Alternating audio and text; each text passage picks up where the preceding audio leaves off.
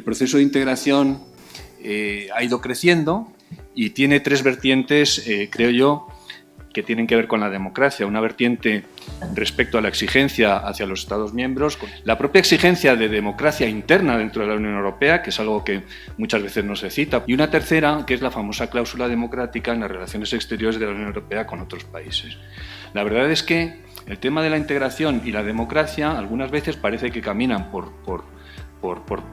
vías distintas, pero realmente están, en nuestro caso, enormemente relacionadas. Y la pregunta que se plantea en esta sesión es el deterioro democrático en la agenda regional. ¿Cómo abordar el deterioro en relación con la agenda regional? Daniel, la palabra es tuya. Son muchas las oportunidades que hay. Y como les decía, yo creo que estamos viviendo un momento quizás el más importante del inicio de la tercera ola democrática para tomarle el pulso a la región. Tenemos que realmente tomar conciencia de lo que nos está pasando. No podemos seguir con esta cuestión muy latinoamericana de perdonarlo todo. El otro tema me parece fundamental en la integración.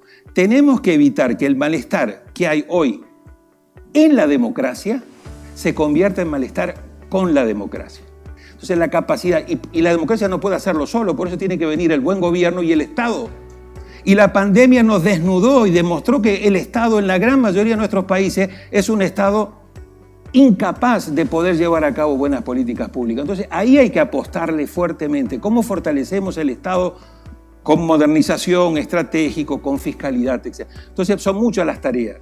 Es una reflexión sobre el momento en el que nos encontramos ahora, ¿no? De extraordinaria debilidad del regionalismo latinoamericano, de falta de agencia de la región como tal, ¿no? En un mundo que está en un estado de mucha convulsión, ¿no? ¿Qué podemos hacer?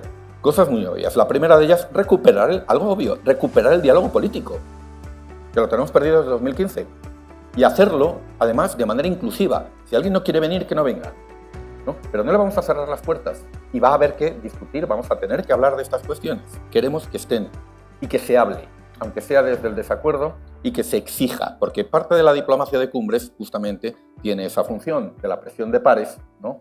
Y de la lógica de exigencia mutua. Y eso va a implicar también desafíos y problemas que son la lentitud de respuestas, pero también de alguna manera una señalización de que cada socio, los mayores, los menores, los más grandes y más chicos económicamente, tienen la misma posición y peso dentro de ese esquema de integración regional. Yo creo que es muy positivo lo que has descrito y lo que se está haciendo, pero quizás, digamos, se le podría dar también otra dimensión, como tenemos también que hacerlo nosotros.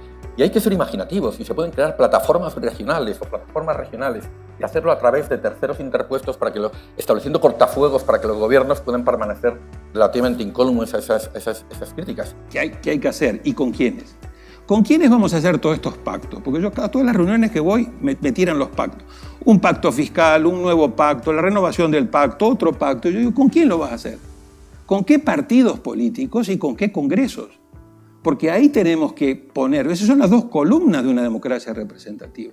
Eso es lo que tenemos que fortalecer. Establecer espacios de articulación y diálogo entre áreas de gobierno múltiples. Uno ve el organigrama de Mercosur y es un mundo aparte, pero bueno, en salud, en educación, en derechos humanos, algo que no es tan llamativo, appealing o charming, pero que ocurre a cada 6 meses, ¿no? Las presidencias pro tempore de Mercosur turnan cada 6 meses y a cada 6 meses esos espacios que son reuniones ministeriales y especializadas, distintas comisiones temáticas, se reúnen en el mínimo para intercambiar experiencias, ¿no? No es la cumbre de los presidentes, no es la reunión de los cancilleres, pero están los funcionarios públicos y ahí me parece que uno es un espacio para evaluar y diagnosticar cómo vamos, pero también un espacio que demuestra ahí una posibilidad, ¿no? Apuntalar ahí como una estrategia posible, ahí voy concluyendo, de promoción de la democracia en la región, es fortalecer esas capacidades institucionales.